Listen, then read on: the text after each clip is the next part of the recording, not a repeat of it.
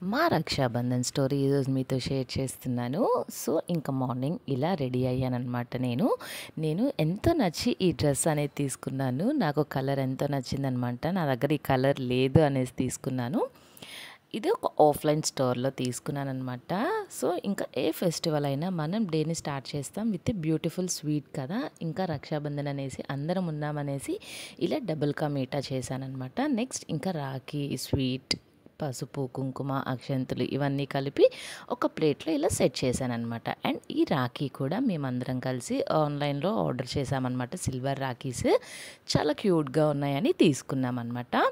So, ఒక festival అంటేనే ఏంటి, అందరం గ్యాదర్ అవ్వడమే కదా! మేము చాలా ఇయర్స్ తర్వాత అందరం గ్యాదర్ అయ్యి సెలబ్రేట్ చేసుకున్నామనమాట.